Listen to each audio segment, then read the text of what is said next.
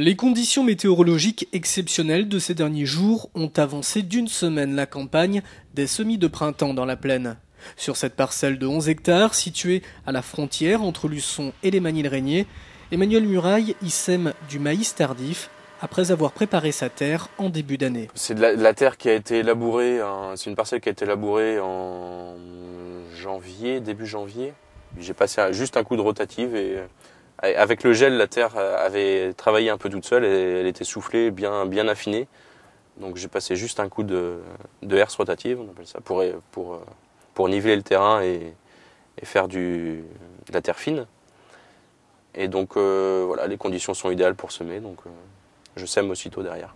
Installé depuis 2007 en tant qu'exploitant agricole, cette campagne de semis va s'étendre pour lui jusqu'à la mi-avril entre le maïs et le tournesol sur ses 35 hectares de parcelles réparties entre Luçon et Grue.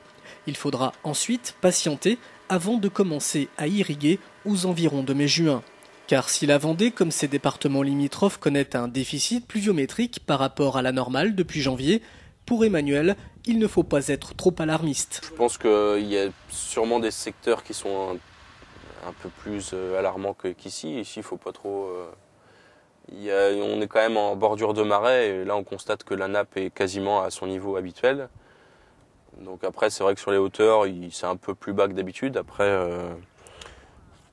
Après, ça peut vite changer, quoi. Il suffit qu'il y ait une pluviométrie correcte au mois d'avril, ne serait-ce que 50 mm au mois d'avril, elle peut tout à fait revenir à son niveau habituel, quoi. Dans ce secteur, en tout cas, faut pas s'alarmer. Les semis de maïs et de tournesol vont se poursuivre durant encore une quinzaine de jours. Puis en juillet, les céréaliers s'attaqueront à la moisson du blé semé en octobre dernier.